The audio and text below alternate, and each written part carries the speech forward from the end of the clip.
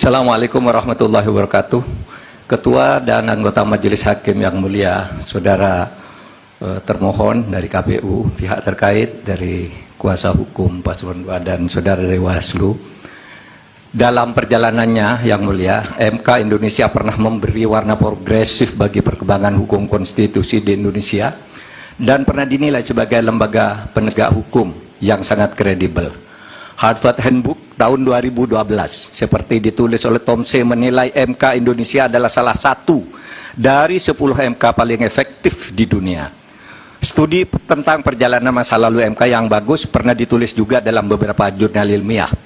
Dari Amerika Serikat ada disertasi yang ditulis oleh Pastor Stefanus Hendrianto yang kemudian diterbitkan dalam bentuk buku berjudul Law and Politics of Constitutional Courts, Indonesia and the Search for Judicial Heroes, diterbitkan oleh penerbit ternama di Amerika. Dari IAIU Malaysia lahir disertasi karya Iwan Satriawan, Role of the Constitutional Court in Consolidating Democracy in Indonesia. Ada juga disertasinya Rifli Harun tentang hukum dan sengketa pemilu.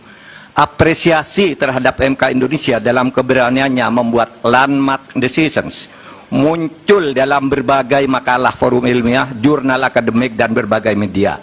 Bahkan dalam konteks penyelesaian sengketa pemilu, Begawan Hukum Sacipto Raharjo pernah menulis tulisan di harian Kompas 14 Juli 2009 dengan judul Tribute untuk Mahkamah Konstitusi, yang di dalamnya mengatakan begini: mungkin kita perlu mendirikan sebuah monumen agar orang selalu mengingat bahwa Indonesia pernah memiliki Mahkamah Konstitusi yang bekerja dengan penuh penghormatan, tidak takut terhadap intimidasi.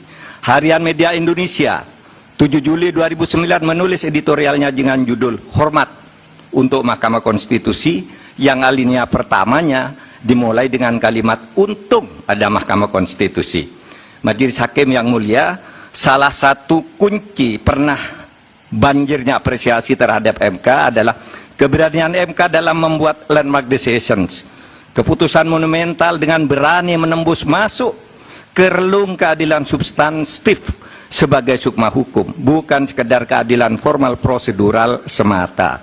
Dalam hal pengujian undang-undang misalnya, teori OPL atau Open Legal Policy itu lahir atau sekurang-kurangnya secara resmi digunakan pertama kali oleh Mahkamah Konstitusi. Dalam hal pelaksanaan pemilu, MK memperkenalkan pelanggaran TSM yang kemudian diadopsi di dalam tata hukum kita.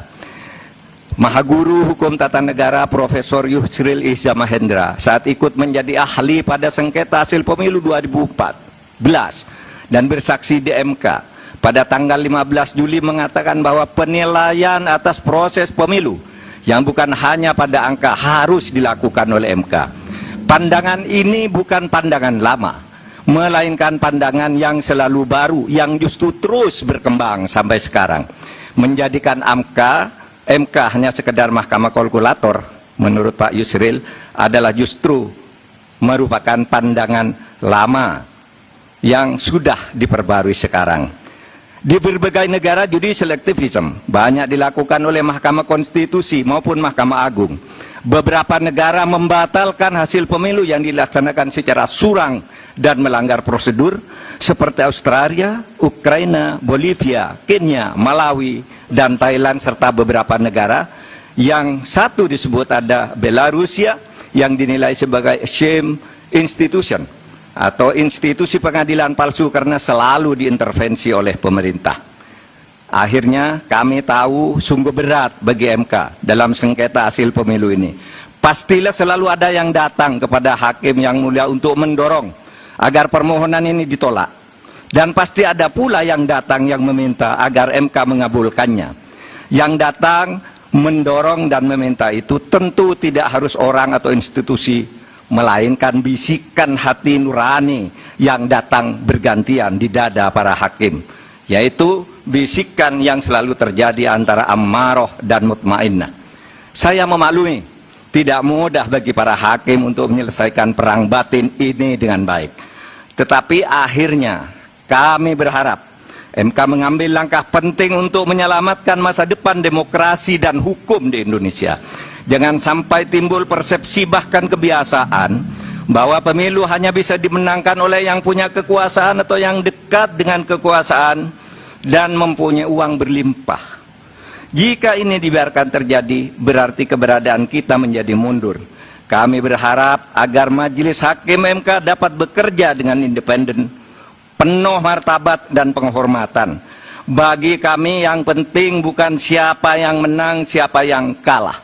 Bagi kami, masalah ini adalah beyond election, melainkan harus merupakan edukasi kepada bangsa ini untuk menyelamatkan masa depan Indonesia dengan peradaban yang lebih maju melalui antara lain berhukum dengan elemen dasar sukmanya, yaitu keadilan substantif, moral, dan etika. Terima kasih Yang Mulia. Assalamualaikum warahmatullahi wabarakatuh. Waalaikumsalam.